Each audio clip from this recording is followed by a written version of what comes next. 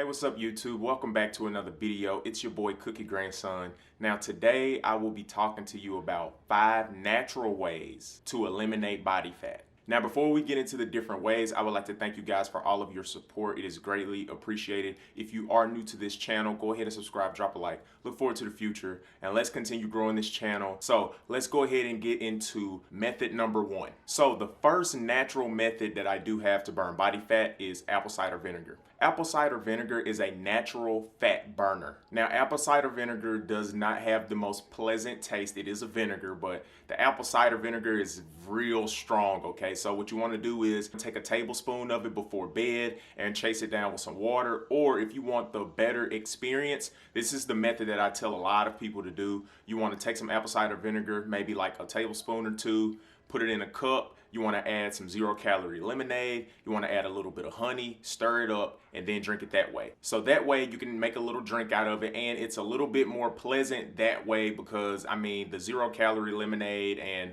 the honey, it kind of washes away the strong, harsh taste of apple cider vinegar. But when it comes down to apple cider vinegar, you do want to do it before bed because if you do not know, your body still burns calories and fat while it is asleep. Your body is still working, all right? Just because you're asleep, that doesn't mean that your body doesn't continue its natural processes, all right? So you do want to take this before bed and let that work overnight. But I do have to warn you, not only does apple cider vinegar burn fat, it is also a detox. So do not be surprised if you take this at nighttime. You may have to wake up in the middle of the night, or you may wake up the next morning with some bubble guts, all right? But that is just a part of the process. Apple cider vinegar burns fat and it cleans you out completely, all right? I actually ended up doing this a long time ago and I forgot that it cleans you out. And man, I was miserable at work. So it's best to kind of try to do this on like a weekend, or you may not have to work the next day. That's your best bet. So method number 2, walk. Walking is the easiest way that you could possibly burn body fat, all right? So when it comes down to walking, it's just incorporating more walking into your day. If you have a desk job, just walk around the office or walk outside, get some fresh air, walk back in instead of taking the elevator all the time. Take the stairs every now and then. It's small ways that you can incorporate walking into your day that will make a huge difference. Stop driving everywhere. Stop Ubering everywhere. I understand if you take an Uber if something's like 5 miles away, but if it's like a little small eatery or you're trying to just get you a light little snack and the restaurant or the place that you're planning on going to is only like 0.3 miles away, just walk. Or 0.9 miles away, just walk. I understand that it can be hot outside, but still walk. A little bit of walking goes a long ways, all right?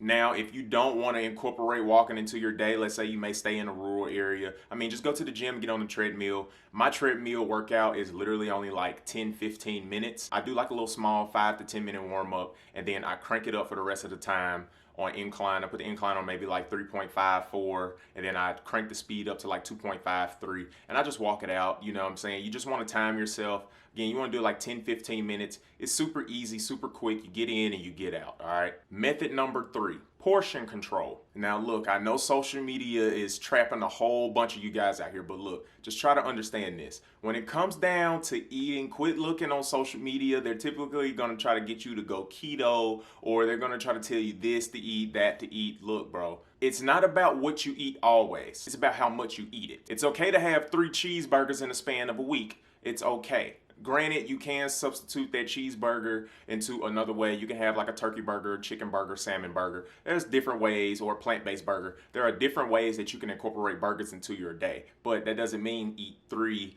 cheeseburgers all in one day. Or that doesn't mean to just have like a whole rotisserie chicken or have 3-4 chicken breasts. Even though chicken breast is a good source of protein, that doesn't mean that you need to just slap that all on one dinner plate and eat it all, okay? When it comes down to burning body fat, yes, food does have a good little role in it, but it's about how much of it that you do eat.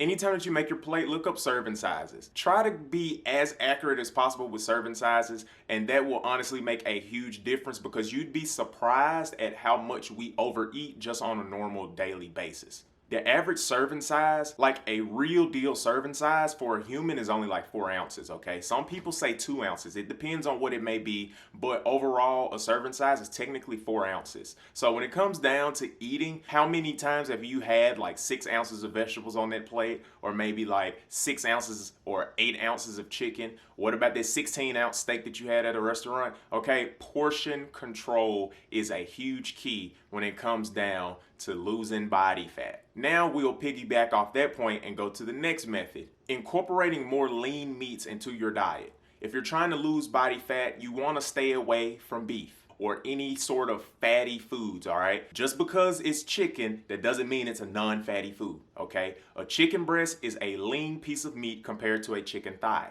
All right. A lot of people do not even explain this stuff. A lot of people just go out there, especially on social media, they'll tell you just eat a lot of chicken, eat a lot of chicken. They don't say chicken breast, chicken legs, or chicken thighs. They just say just go out there and eat a whole bunch of chicken. But when it comes down to a chicken thigh, it's way fattier than a chicken breast, okay? You also want to include more fish and seafood into your diet. Seafood alone by itself, one, it's low fat, if it has any fat at all, and it has a whole bunch of vitamins in there that also will help you lose even more body fat. But you want to incorporate more lean foods into your diet. That is how you will ultimately get rid of body fat. Basically, my strategy is to not feed the fat that's already there. So basically, I'm not supplying my body with an excess amount of fat. And my last method that I do have for you guys, more reps in the gym. You want to go from maybe those 10 reps, you want to crank it up to 15 to 20 reps.